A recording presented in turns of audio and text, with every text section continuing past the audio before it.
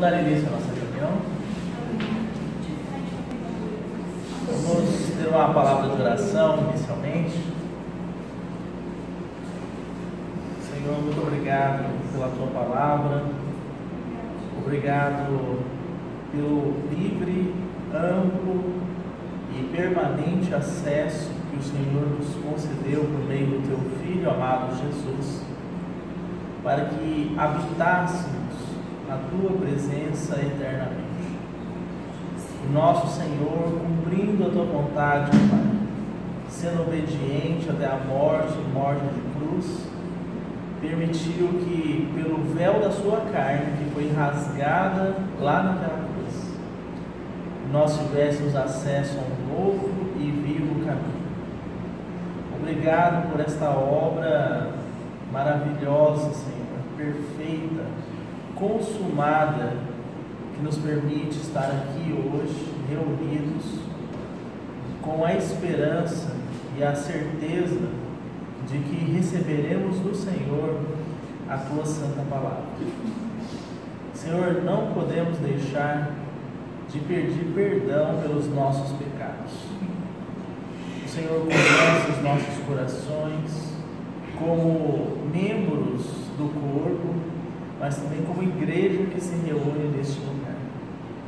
E rogamos ao Senhor, nosso Pai Celestial, que o Senhor venha por tua graça expor os nossos corações pela tua palavra, venha julgar-nos pela tua palavra, Senhor, venha nos disciplinar pela tua palavra, para que andemos de forma real, verdadeira, em temor do Senhor, em um caminho de santificação ao Senhor, porque a tua palavra diz que sem santificação ninguém verá o Senhor.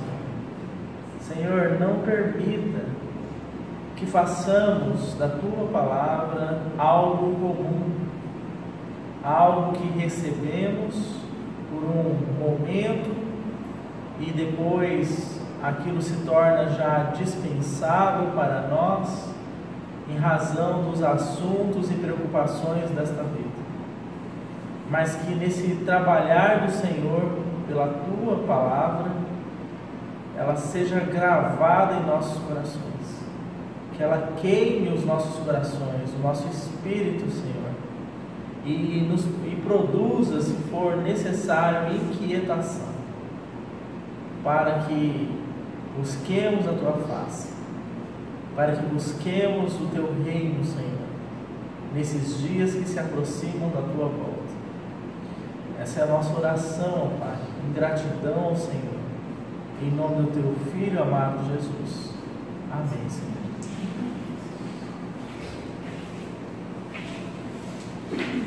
Irmãos, retomando então, já há 2 quartas-feiras nós não nos encontramos para estudarmos o livro de Apocalipse, mas nós, na última reunião, falamos de Apocalipse 22 até o versículo 17.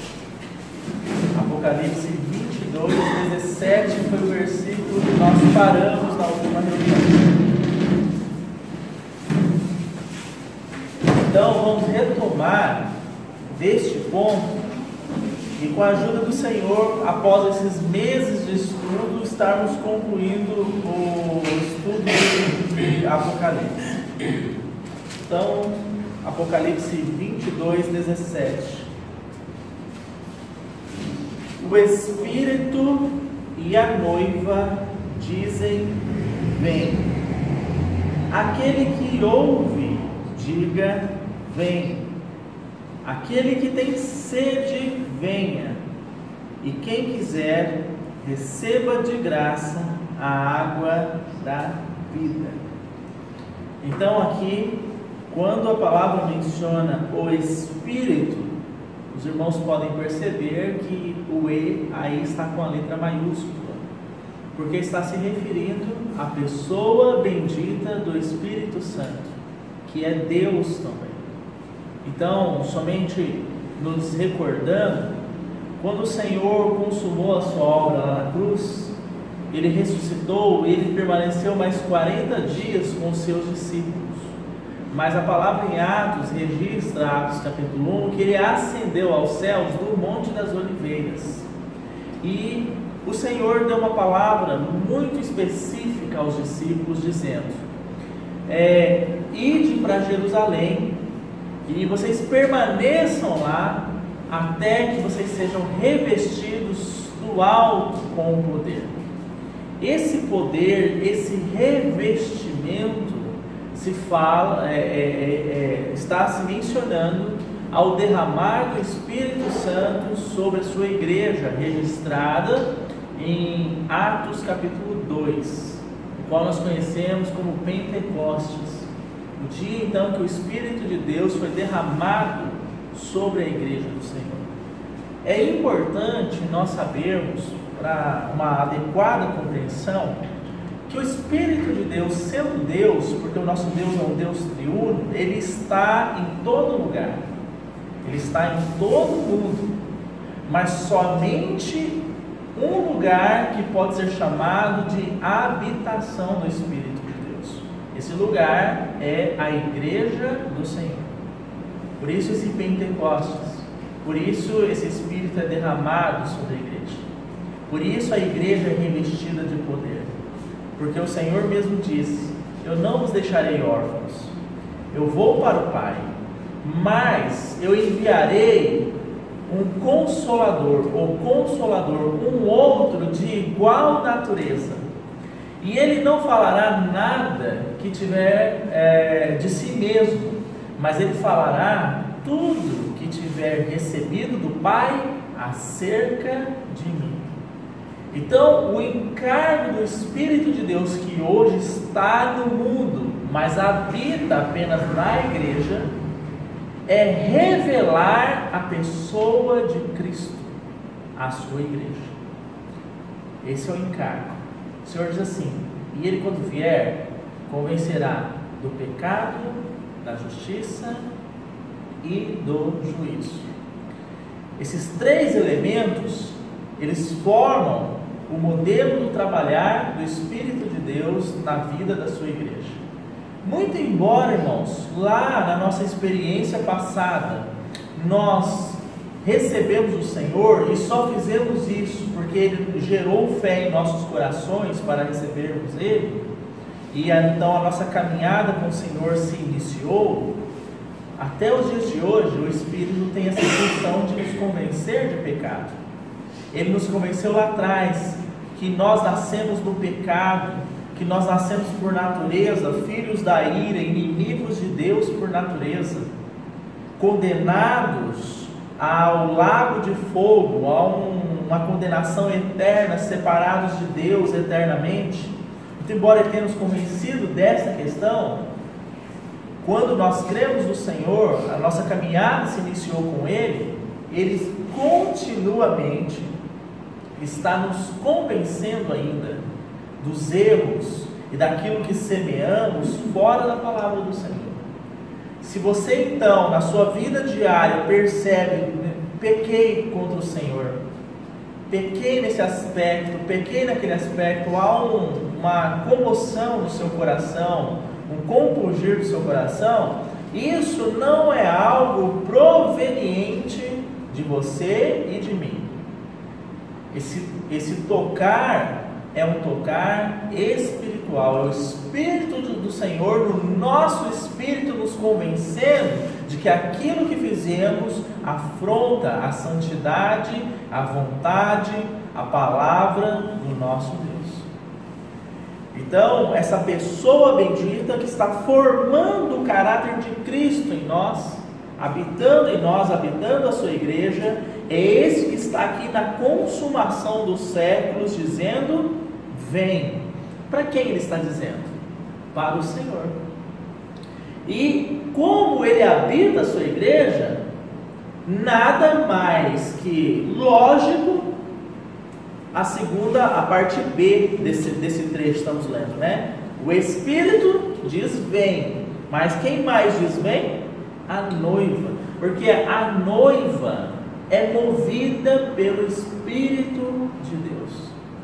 Então, se o Espírito de Deus tem esse desejo no seu coração pela volta do Senhor, pela consumação da vontade do Senhor, algo estaria muito errado se a igreja não tivesse. Então a igreja também tem esse desejo.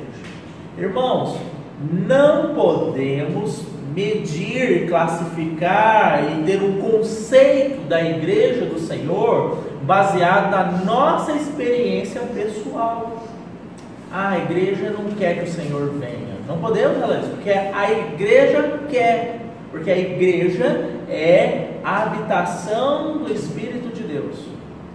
Assim como lá em Efésios, há uma porção da palavra em Efésios capítulo 5 muito interessante. Lá diz assim: mulheres, sede submissas aos vossos maridos, assim como a igreja está ou é submissa ao Senhor. Os irmãos estão percebendo? Muitas vezes na nossa experiência pessoal nós identificamos essa submissão, mas não é porque nós não identificamos na nossa experiência pessoal que essa realidade não exista. A noiva de Cristo é submissa ao seu cabeça, que é o próprio Senhor Jesus. A noiva de Cristo anela pela sua volta, né? Então é isso que nós estamos vendo aqui no verso 17. O Espírito e a noiva dizem: vem. É como Eliezer e Rebeca, né? Eliezer e Rebeca, os dois querendo ir encontrar Isaac. A família de Rebeca queria segurar ela um tempo a mais lá com eles, né? Deixa a menina ficar aqui com a gente mais um tempo. O servo de Abraão, que é uma figura do Espírito, dizendo: não, eu preciso levar ela para o meu Senhor. Então eles chamam a moça e perguntam: você quer ir? Você quer ficar? Ela diz assim: eu irei. Então o coração dela era o mesmo coração do servo, né? O servo mais antigo da casa de Abraão, ou seja, uma figura do Espírito de Deus.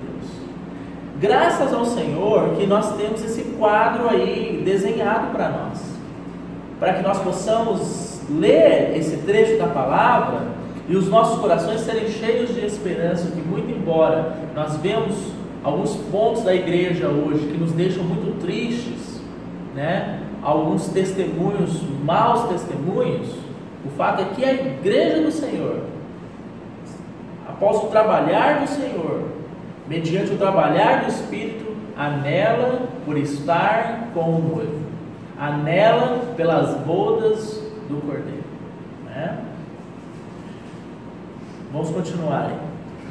Aquele que ouve agora está trazendo para uma experiência pessoal. O Espírito e a noiva é corporativa, é universal, né? Agora, e aquele que ouve? Ou seja, há meses temos ouvido. Aquele que ouve, diga: vem. Porque é necessário então, agora, no trabalhar individual do Senhor, com cada um dos seus membros, que esse anelo no coração seja formado. Irmãos, muitas vezes nós estamos acostumados, por causa da sociedade com que nós nascemos e fomos criados, a que as nossas palavras não tenham necessariamente que refletir aquilo que pensamos. Por exemplo, para a sociedade hoje, você dizer boa noite para alguém, bom dia, bom trabalho, necessariamente você está desejando aquilo? De repente, no seu interior, né? Aí no mundo, a pessoa está desejando um péssimo dia para o outro, mas bom dia, boa tarde, porque afinal se espera que a regra de boa cortesia, né, indique que você deseje isso, pelo costume, pelos conceitos da sociedade. O que você fala não necessariamente precisa refletir aquilo que você pensa, aquilo que é uma constituição interior sua. E para a sociedade está tudo bem, em razão do politicamente correto. Na verdade, o politicamente correto é o quê? Aquele discurso que todo mundo quer ouvir, mas não que necessariamente seja aquilo que você concorde. Não é verdade? Mas aqui nas coisas concernentes ao reino de Deus, à sua igreja, não é assim. Para que então aquele que ouve diga vem, significa um trabalhar do Espírito do Senhor, da vida do Senhor, em nosso interior, a tal ponto que a nossa conduta, o nosso testemunho de vida será esse diga vem. Nós vamos dizer vem, Senhor, muito mais com o testemunho de vida do que propriamente com as nossas palavras. Então, como é que eu dou um testemunho de vida de que eu anelo pela volta do Senhor? Eu me preparo para essa volta? Quantos textos nós vimos aqui, e principalmente no último capítulo, dizendo, eu estou à porta, né? O tempo está próximo, vigiai, né? Quanto nós temos ouvido isso da parte do Senhor? Então, o meu dia a dia indica que eu estou vigiando, que eu percebi que realmente a volta do Senhor é próxima e estou me preparando para ela, né? Então, é a nossa conduta de vida, o nosso testemunho de vida é que vai dizer vem, não propriamente a nossa palavra, aquilo que está saindo da nossa boca. Vamos avançar. Aquele que tem sede, venha, e quem quiser, receba de graça a água da vida. Então, aqui nós podemos ver esse último trecho da palavra como um convite do Senhor para os seus filhos, aqueles que já receberam o Senhor, mas também como um convite para aqueles que ainda não creram. Você tem sede? Será que tudo que você tem buscado na sua vida tem satisfazido essa sede? Então, se você tem sede, receba de graça, porque a salvação, irmãos, é mediante a fé, é pela graça de Deus. Então, volte um pouco a sua Bíblia aí no Evangelho de João. Vamos ver um pouco dessa promessa, desse convite do nosso Senhor. E Ele manifestando esse convite a uma mulher. Evangelho de João, capítulo 4.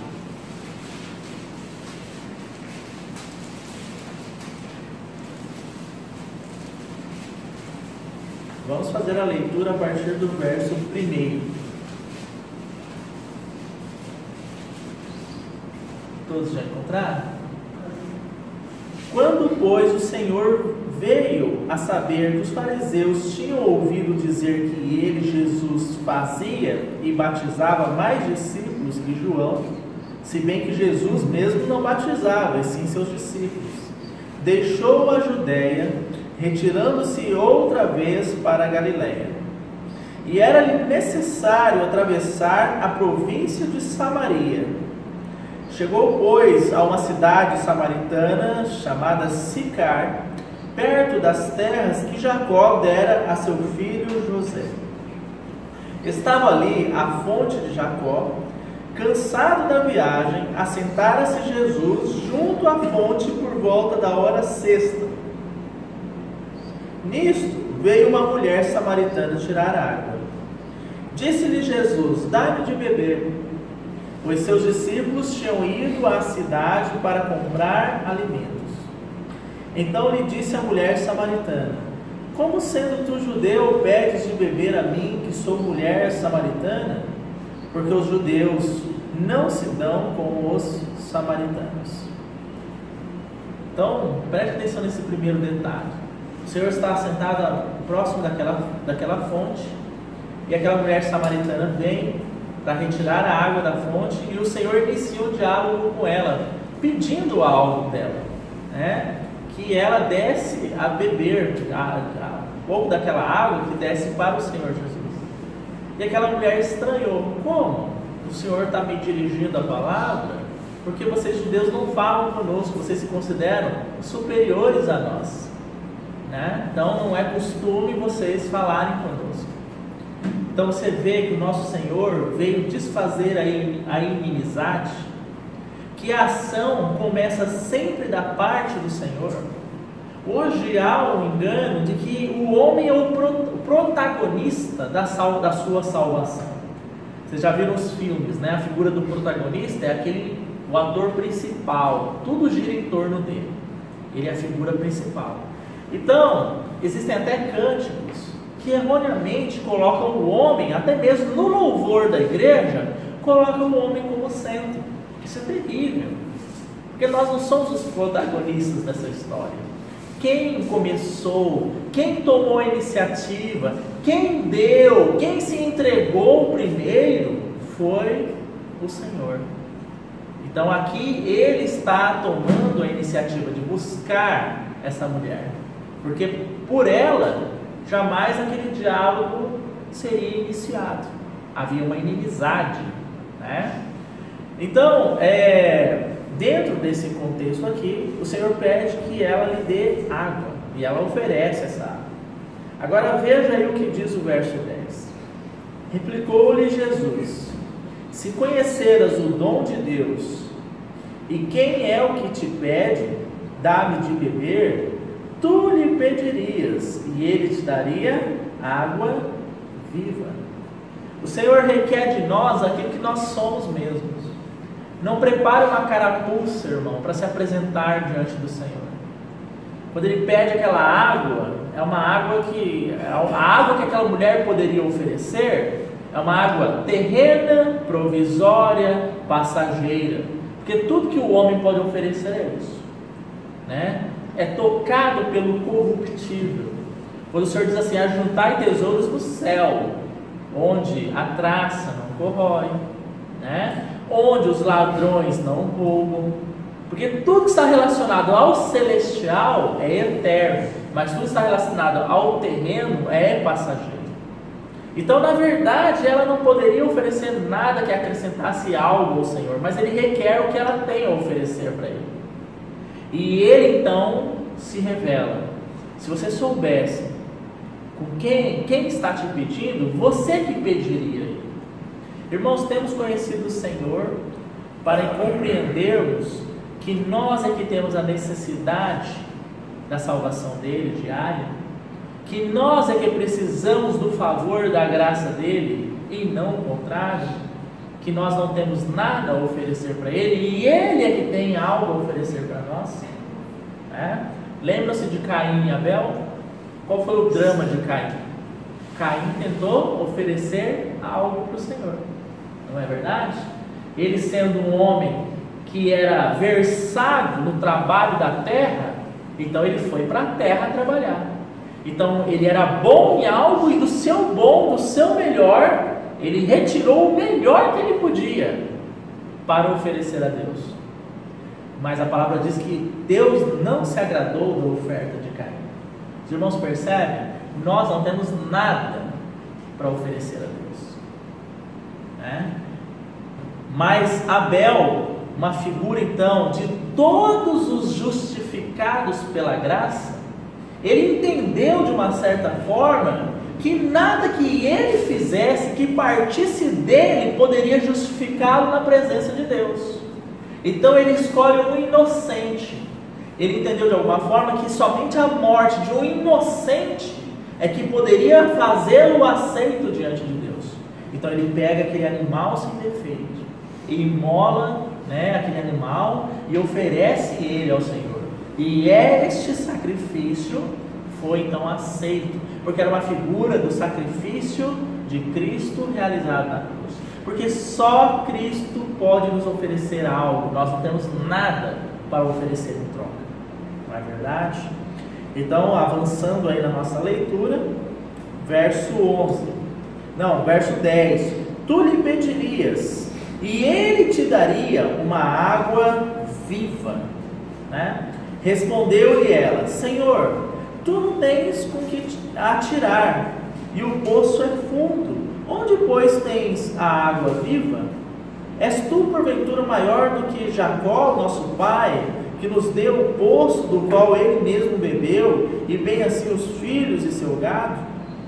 Afirmou-lhe Jesus: quem beber desta água tornará a ter sede. Está vendo? Beber daquilo que o homem pode oferecer não resolve a questão. Beber de tudo aquilo que o mundo pode nos oferecer não satisfaz. Não satisfaz.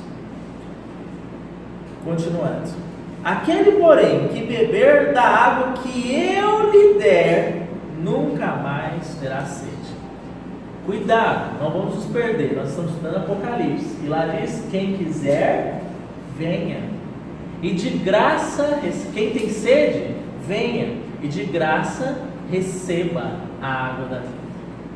Nada está sendo requerido dessa mulher. Irmãos, o que o Senhor requeriu dessa mulher? Apenas que ela pedisse. Peça. Se você soubesse quem fala com você, você pediria e ele te daria a água da vida.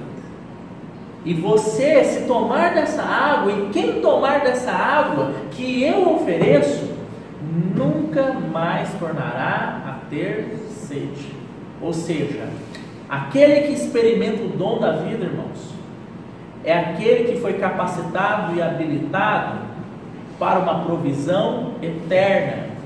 Ele não tem necessidade de mais nada que o mundo possa oferecer a ele. Obviamente, eu quero fazer um parênteses aqui. Obviamente, nós estamos no mundo. Então não podemos ser, desculpa o termo, mas idiotas de pensar o seguinte: eu sou de Cristo, o que eu preciso é do Senhor, é Ele que dá a fonte de água da vida, então eu sou um alienado desse mundo. Não. O Senhor diz assim: Pai, não os peço que os tires do mundo, mas que os guardes do mal. Porque nós somos o testemunho do Senhor. Então nós estamos nesse mundo, nós vamos trabalhar, que é uma esfera de relacionamento para o testemunho. Nós vamos ter família, né? Nós vamos ter a esfera de relacionamento da vida da igreja, não é verdade?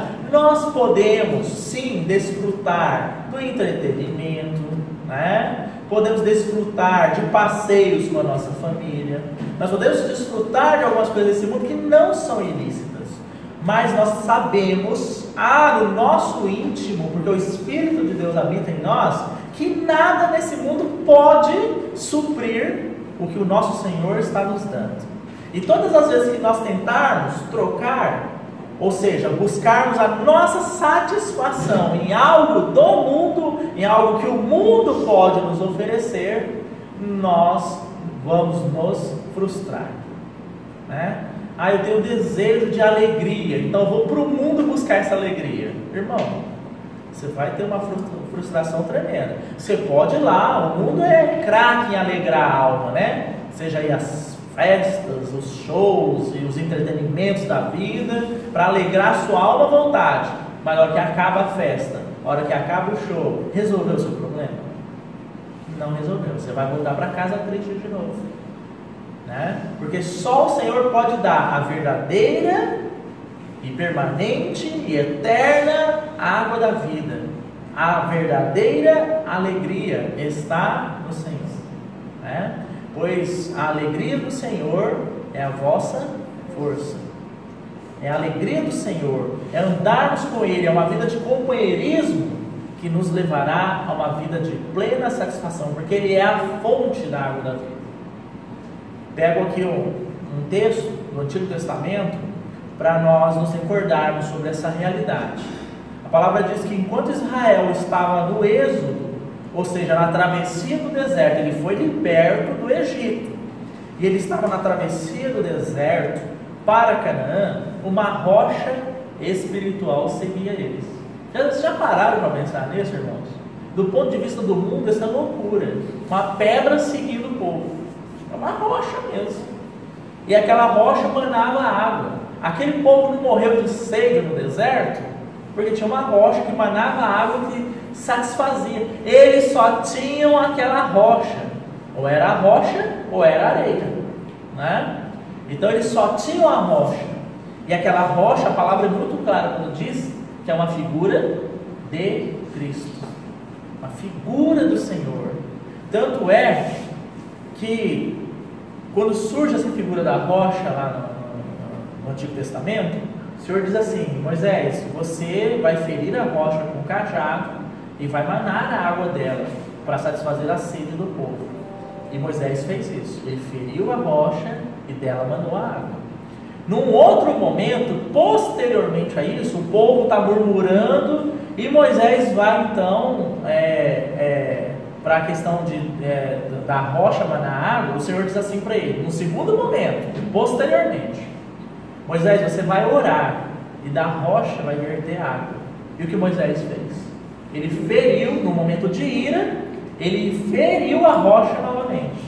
E aquilo foi reprovado pelo Senhor. Moisés foi disciplinado pelo Senhor em razão daquilo. Por quê, irmãos? Uma outra realidade espiritual tremenda. Hebreus vai falar sobre isso.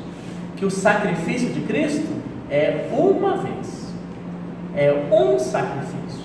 Não será 2 sacrifícios. Ele veio, se entregou na cruz, fazendo a vontade do Pai. Aquela rocha sendo ferida e dela manando a água. Mas no segundo momento, ele não será ferido de novo. O Senhor voltará para exercer o seu reinado eternamente, mas ele não será sacrificado novamente. É um sacrifício único, perfeito, eficaz, eterno. Então aqui, irmãos, uma lição para nós. O Senhor se entregou na cruz, dele manou vida para nós. E nós então bebemos dessa água da vida. Não tem mais caminho para nós, senão continuar bebendo dessa água da vida. Mas como aconteceu lá no deserto, agora basta o quê? Orar, uma vida de oração para experimentar essa água da vida que emana da rocha. Não precisa ferir ela de novo. Vida de oração não é assim: eu vou receber vida de Cristo se eu orar lá no meu quarto.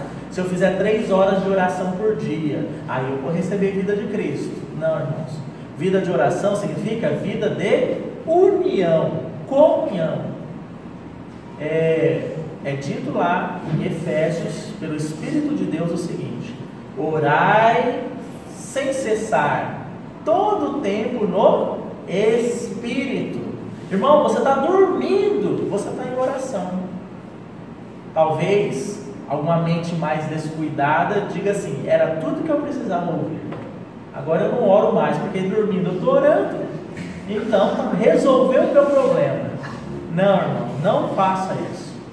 Olhe para a vida do Senhor. Embora nós tenhamos uma vida de comunhão, em todo o tempo nós estamos em oração no Espírito, certo? É necessário que tenhamos esses momentos com o Senhor, de palavra, de lançando as nossas ansiedades, de intercessão, de buscando a mente do Senhor. Claro que isso é necessário, porque Ele mesmo fazia. Ele, sendo Deus, quando esteve na terra, Ele se retirava para orar. Se o Senhor fazia isso, nós temos autoridade de trilhar um outro caminho? De maneira nenhuma. Ele disse: eu sou o caminho. Ou seja, o caminho é Ele, e Ele mostrou para nós esse caminho com a sua própria vida. Então nós não temos autoridade para trilhar um outro caminho senão Ele.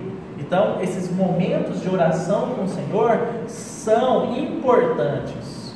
A igreja perseverava na doutrina dos apóstolos, na comunhão, nas orações e no partir do pão. Então a vida do cristão é uma vida de perseverar nesses itens. Mas vamos continuar aqui essa passagem de João capítulo 4. Então lemos aí, né? Verso 14. Aquele, porém, que beber da água que eu lhe der, nunca mais terá sede. Pelo contrário, a água que eu lhe der será nele uma fonte a jorrar para a vida eterna. Agora veja que interessante.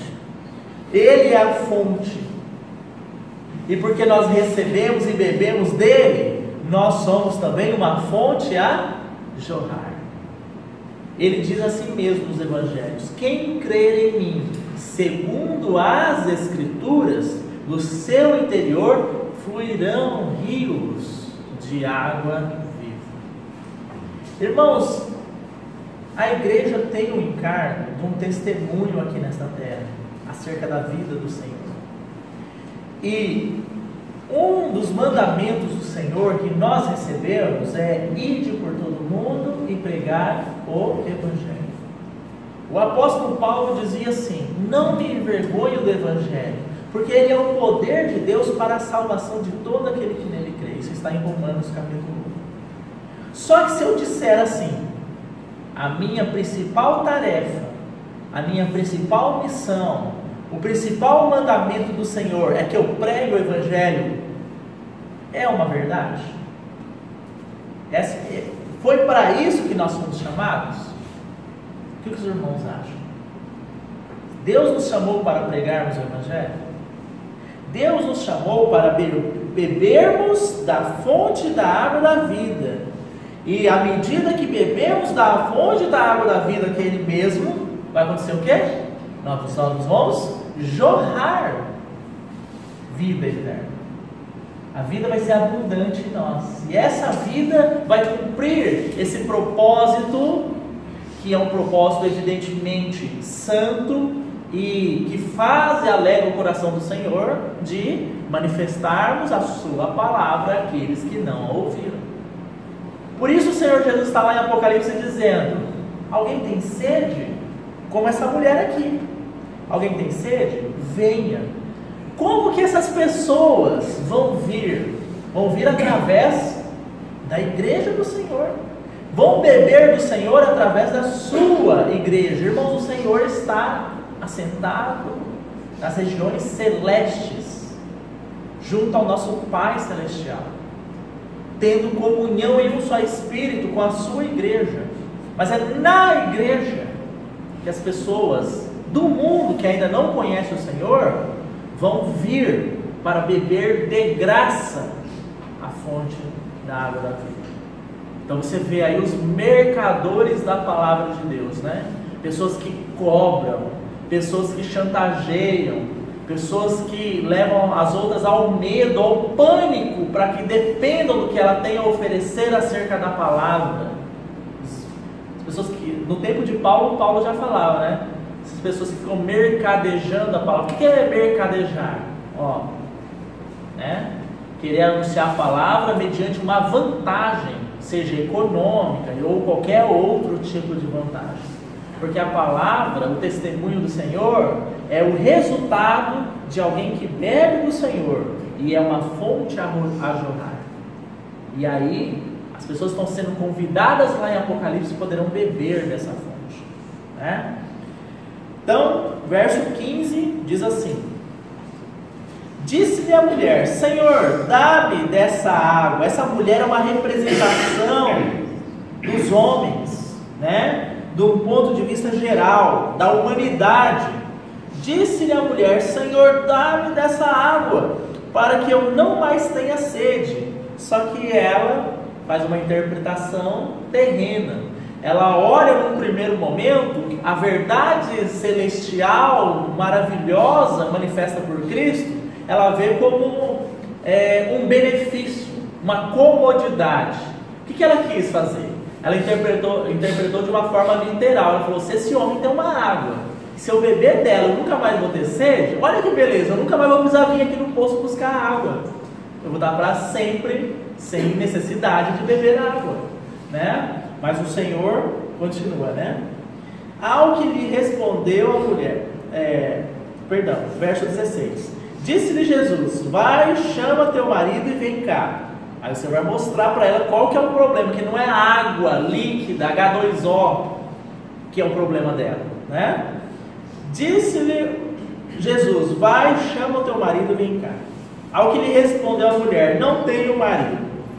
Replicou-lhe Jesus: bem disseste, não tenho marido, porque 5 maridos já tiveste, e esse que agora tens não é teu marido. Talvez ela vivesse na condição de concubina de algum homem, né? Não é teu marido. Isso disseste com verdade, né? Bom, alguém que foi casado 5 vezes, e o que ela estava agora já não era nem o marido dela. É uma amostra do que é a realidade do homem como alguém que busca saciar a sua sede nas coisas deste mundo. E como eu havia dito, esse mundo, tudo que ele pode oferecer é passageiro. Então ela buscou o seu prazer no primeiro marido, não satisfez, foi para o segundo marido, não satisfez, para o terceiro, para o quarto, para o quinto, já está. Então, nada satisfazia aquela mulher. E assim é a condição humana, irmãos. Essa é a condição humana. Eu brinco muitas vezes aqui, mas falando a verdade, né? Aquela situação da pessoa que tem uma bicicleta e vai, Senhor, se eu tivesse uma moto, seria tão importante, porque ia agilizar a minha vida, né? O trabalho para casa, levar meus filhos para a escola, e aí já introduz um tema espiritual, vou fazer barganha. Poderia ajudar na missão, né? Com a minha moto, né? Já introduz ali um temazinho para convencer o Senhor, porque nós somos politicamente corretos, ou seja, a gente fala aquilo que as pessoas querem ouvir, então nós vamos assim para o Senhor, não é verdade? Mas aí essa pessoa consegue comprar a moto finalmente, graças ao Senhor, que ele mesmo diante dessa situação, ele compra a moto, anda um tempo com a moto, fala, sabe do mais, se tivesse um carro, ia ser melhor, porque a moto, a gente fica todo sujo de poeira, o sol é quente, a mulher arruma o cabelo, né, que é uma glória para a mulher, o capacete bagunça tudo, não é verdade? As irmãs sabem o que eu estou falando aí. Então se tivesse um carro seria ótimo, chega no carro. É carro baixo, é tanto buraco que podia ter uma caminhonete. Não é verdade? E assim vai. E assim vai, por quê? Porque o homem, sem Cristo, sem beber dessa fonte da água da vida, ele vai ter uma sede que não se satisfaz com nada.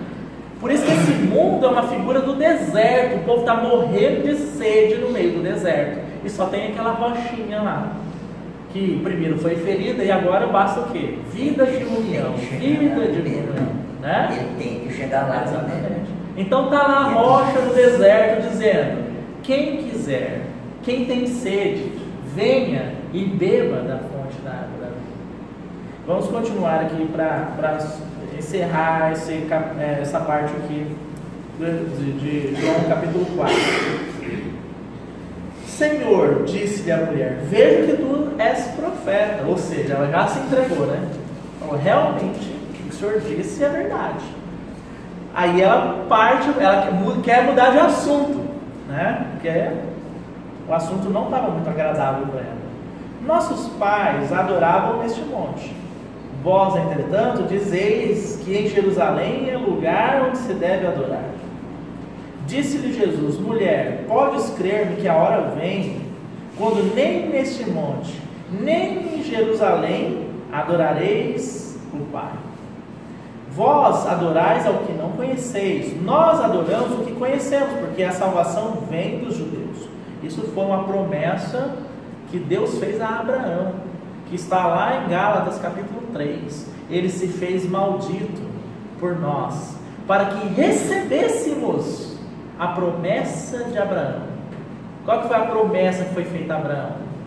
Te farei pai de uma numerosa nação, uma nação sacerdotal, uma nação celestial. Abraão foi o pai daqueles que são justificados pela fé. A palavra é muito clara. Lá é dito assim, que Abraão creu e isso lhe foi imputado para justiça. Não é verdade? Mas aí o tema adoração entra aqui, né? Onde é que se adora? Outro problema para nós hoje, irmãos. Outro engano. Não, é aqui que tem a verdade, não é lá. Não é igreja tal, é lá que tem a verdade. É lá que se adora, não é verdade? Então, outro problema que nós enfrentamos hoje. E aí o Senhor está dizendo, mas vem a hora e já chegou, em que os verdadeiros adoradores adorarão o Pai em espírito e em verdade. Só é possível sermos esses adoradores se nós bebemos da fonte da água da vida. E ao bebermos, jorraremos dessa fonte da água da vida. Estão vendo? Um assunto, embora a mulher tenha tentado desviar o assunto, um assunto não anula o outro. Tem uma ligação profunda com o outro. Se nós não bebemos da água da vida, irmãos, diariamente, na nossa vida de comunhão com o Senhor, se Ele não tem sido o nosso prazer, a nossa satisfação, se nós temos buscado a nossa satisfação em outras coisas, invariavelmente a nossa adoração será prejudicada. Nós teremos problema na adoração. Por isso que em muitos lugares que dizem Deus, que se chamam Deus, que se diz que adora Deus, que o Deus está ali, mas são poços secos, são cisternas rotas, né? Não tem nada de água lá dentro. Por quê? Porque não passa por esse processo. Alguns lugares buscam a sua satisfação em qualquer outra coisa, menos no Senhor. O Senhor não é o centro do reunir. E se o Senhor não é o centro do reunir, estão bebendo da carne, não do Espírito. E estão oferecendo o resultado disso, que nada tem do Senhor. Aí você pode perguntar assim, irmão, mas como que eu percebo isso? Como é que nós identificamos essa situação? Basta você verificar, o homem é o centro. Eu vou lá por causa do fulano de tal. Aquilo lá é movimentado porque se não fosse esse irmão, entendeu? Se o homem está sendo o centro, se a placa está sendo o centro, se a doutrina, pasmem, está sendo o centro e não Cristo, então tudo mais está desajustado, né? Continuando, verso 24: Deus é Espírito, importa que seus adoradores o adorem em espírito e em verdade. Eu sei, respondeu a mulher, que há de vir o Messias chamado Cristo. Quando ele vier, nos anunciará todas as coisas. Ela sabia aqui, porque estava diante do autor da vida e não pôde reconhecê-lo. Não é verdade? Disse-lhe Jesus: eu o sou, eu que falo contigo. Neste ponto chegaram os discípulos e se admiraram de que estivesse falando com uma mulher. Todavia, nenhum lhe disse: que perguntas? Ou, por que falas com ela? Quando a mulher deixou o seu cântaro, foi à cidade e disse àqueles... Quanto a mulher, deixou o seu cântaro, foi à cidade e disse àqueles homens: vinde comigo e vede um homem que me disse tudo quanto eu tenho feito. Será esse porventura o Cristo? Saíram, pois, da cidade e vieram ter com ele. Começou o assunto água. Quando terminou, a mulher até esqueceu o cântaro para trás. Ou seja, ela até esqueceu o que ela tinha ido fazer lá, porque tudo tinha perdido o seu sentido quando ela esteve diante da fonte da água da vida. Tudo mais, irmãos, é secundário. Tudo mais é secundário. Quando a nossa experiência com o Senhor está adequada, tudo fica no seu devido lugar. Buscai, pois, o reino de Deus, e as demais coisas vos serão acrescentadas. Tudo vai estar ajustado. Você quer ter um trabalho ajustado? Eu digo ajustado aqui, é adequado diante do Senhor, né? Quanto se trabalha, como se trabalha, né? Você quer ter um ajuste sobre isso, de forma que agrade ao Senhor? Esquece o trabalho e se volta para o Senhor, porque o mais Ele vai ajustar. Você quer ter uma família ajustada, né? O que você vai fazer? Você vai ficar aqui tentando resolver o problema de um, vai ali, resolve o problema de outro, vai, apaga uma briga aqui e acalma ali. É isso que você vai fazer? Se você se voltar para o Senhor, se eu me voltar para o Senhor, tudo mais será ajustado. Tem tanta esposa tentando resolver o problema do marido, preocupada com o marido, mas não olha para si mesmo. E você, irmã, como você está diante do Senhor? Ela se preocupa tanto com o marido que ela esquece dela. Tem tanto marido preocupado com a esposa de tal forma que esquece dele. E com relação aos filhos, da mesma maneira. Israel, falando de novo no Êxodo, no deserto era estranho. Eu já conversei com os irmãos sobre isso. para qualquer nação do mundo, humanamente falando, era loucura, digamos assim. O povo de Israel ia marchando no deserto. Quando eles tinham que parar para acampar, as tribos ficavam acampadas de costas para os inimigos e os perigos do deserto e de frente para o tabernáculo. Todas as 12 tribos acampavam dessa maneira, né? De forma bem ordenada, formando uma cruz, né? Tantas assim, tantas aqui, mas não ficava assim, olha, 2 tribos, 4 tribos, uma em cada ponta, fica cuidando dos inimigos, porque se eles vierem, nós vamos perceber. Não, irmãos, todos eles acampavam olhando de frente para o tabernáculo, porque se a posição deles com o Senhor estivesse adequada, se os seus olhos estivessem em Cristo, porque o tabernáculo é uma representação da presença de Deus, e o Senhor seria o seu escudo e a sua fortaleza, né? Isso é uma realidade da nossa vida. Então tem muita gente, muitos filhos do Senhor, que amam o Senhor, que tem adotado o quê? Que estratégia? Não, eu amo o Senhor, mas sou eu que resolvo isso daqui, sou eu que cuido disso aqui, o trabalho tem que ser feito desse jeito, e vai tentando ali dar o seu melhor, oferecer alguma coisa para Cristo, e tentando e patinando, e a vida cristã vai indo desse jeito, né? Oferecendo algo para Deus. Quem quiser, quem tem sede, de graça, tome da água da vida. Irmãos, nós estamos aqui encerrando. Já estou vendo aqui que a hora já está chegando ao final. Tem um irmão que conta uma história muito interessante. Eu não sei se é fictícia ou se é real, mas é muito interessante dentro desse ponto de vista.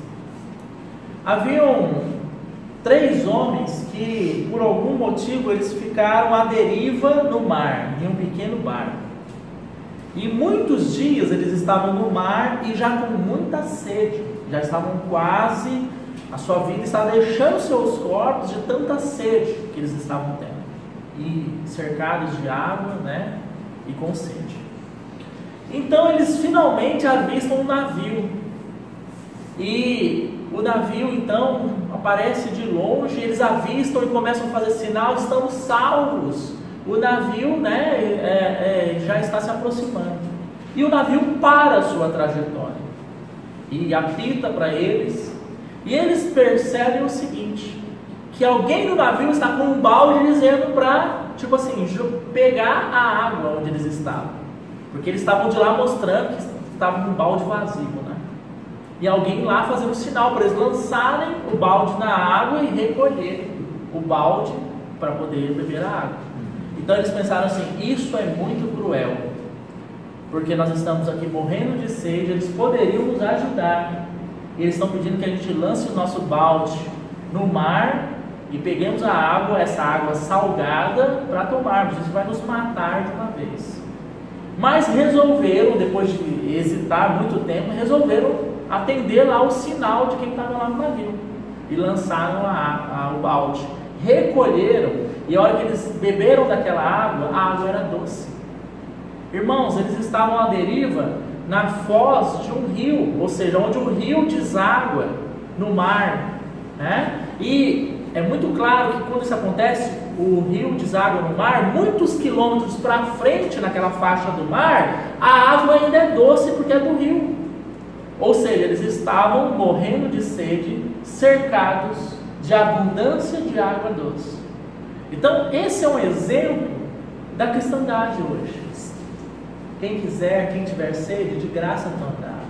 Mas a cristandade está ali, ó, em volta de água, basta lançar, basta pedir, né? E vai ser dessedentada, mas está o quê? Buscando em outras coisas, a sua satisfação, a sua alegria, um preenchimento interior de algo que sente que faz falta, né? Uma dependência emotiva, psicológica, e vai para o psicólogo. Claro, irmãos, não tem nada contra o trabalho dos psicólogos, né? Mas o psicólogo por si só, ele vai tentar fazer o quê? Preencher você, muitas vezes, com um ânimo, uma injeção de ânimo. Ah, eu estou mal, mas por quê? você tem todo o direito de buscar a sua felicidade, tá? Então ele vai tentar te dar aquela injeção de ânimo. E se você não tiver Cristo, irmãos, aquela injeção de ânimo vai fazer aquele efeito, daqui a pouco vai passar de novo, né? Então é a situação desses homens, e é a situação de muitos cristãos hoje, desesperados, não sabem mais o que fazer, depressivos. E a depressão não é frescura, irmãos, é um mal que assola a humanidade. Depressivos, desanimados, mal-humorados, frustrados, por quê? Estão naquele barquinho, esperando alguém vir e oferecer uma água mágica, quando a água está em todo o redor. Basta lançar lá a sua concha e pegar dessa água, não é verdade? Vamos voltar lá para Apocalipse para encerrarmos. Apocalipse 22, verso 18. Eu a todo aquele que ouve, eu quem? Você pode pegar o verso 16, eu, Jesus. Embora também alguns irmãos entendam, está falando João que está falando, né? Mas, por exemplo, se você pega o verso 16, diz, eu, Jesus. Aí no verso 18 diz, eu, a todo aquele que ouve as palavras da profecia deste livro, testifico. Se alguém lhes fizer qualquer acréscimo, Deus lhe acrescentará os flagelos descritos neste livro. Os flagelos seriam os ais que nós estudamos, né? O primeiro, o segundo, o terceiro ai. O termo aqui pega ali os selos, as trombetas, os cálices. E também flagelo é o lago de fogo. Também é flagelo. Todo aquele que acrescenta. Agora, perceba o seguinte. A palavra de Deus em Apocalipse nós reconhecemos, e durante os nossos estudos nós vemos isso, que há irmãos que numa leitura entendem uma interpretação, outros irmãos numa leitura entendem uma outra interpretação. Irmãos, estudar, esmiuçar a palavra de Deus, ter uma compreensão adequada, e talvez a sua compreensão seja diferente de um outro irmão, não quer necessariamente que você está acrescentando algo a Apocalipse. Não é essa a questão. A questão é que tudo que o Senhor tinha para nos revelar acerca da consumação do seu eterno propósito está aqui. Não virá mais nada. Se alguém aparecer com novas ideias, com palavras que fogem aos princípios e ao que está revelado aqui, Deus lhes acrescentará. A isso nós chamamos falso profeta. Volte um pouquinho aí a sua Bíblia em Apocalipse. Apocalipse capítulo 2. Verso 2. Tenhamos esse coração da igreja em Éfeso aqui. Conheço as tuas obras, tanto o teu labor como a tua perseverança, e que não podes suportar homens maus, e que puseste à prova, olha aí, os que a si mesmos se declaram apóstolos, e não são, e os achastes mentirosos.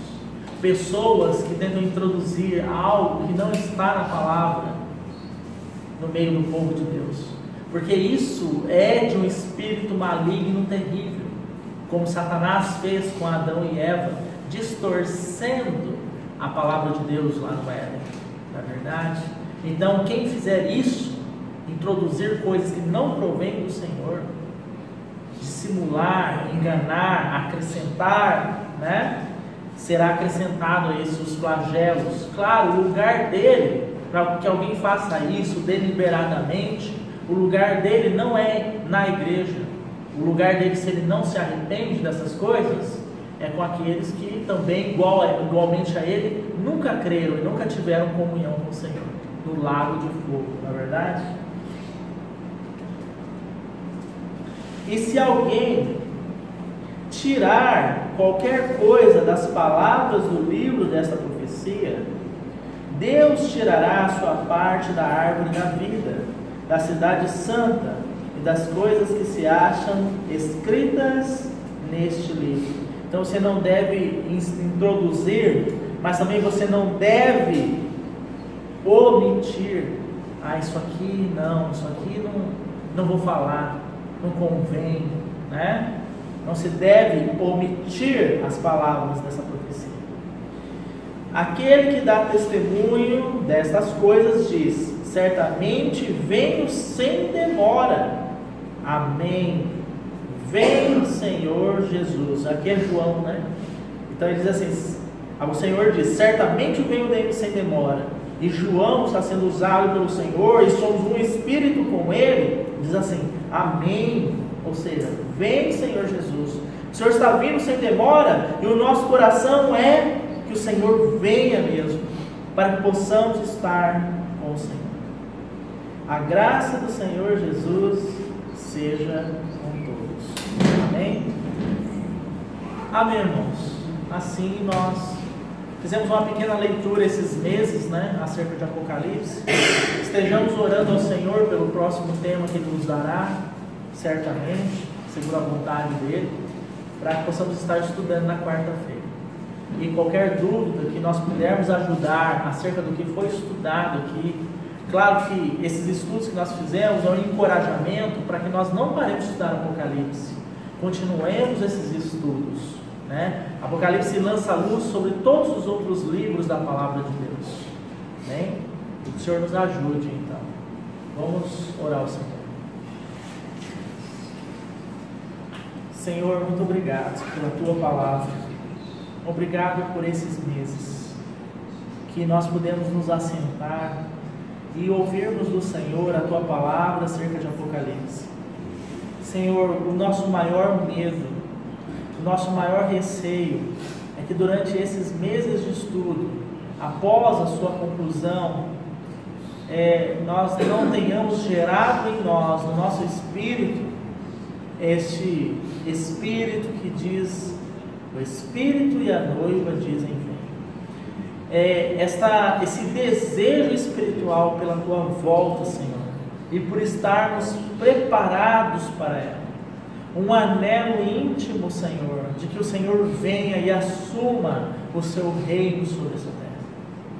Senhor, nós pedimos o Teu socorro, porque se nós tivermos dedicado todos esses meses e a nossa experiência nesse aspecto não se alterou, Senhor, nós realmente, Senhor, gastamos tempo em vão.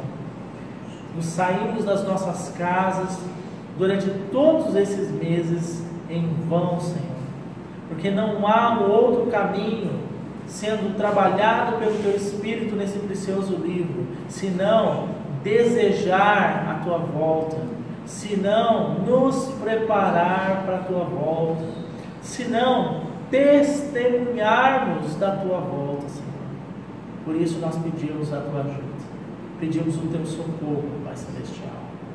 Em nome do Teu Filho amado Jesus, nós oramos, agradecemos, Te louvamos, Senhor, e bendizemos o Teu nome, e lhe pedimos, em nome de Jesus. Amém.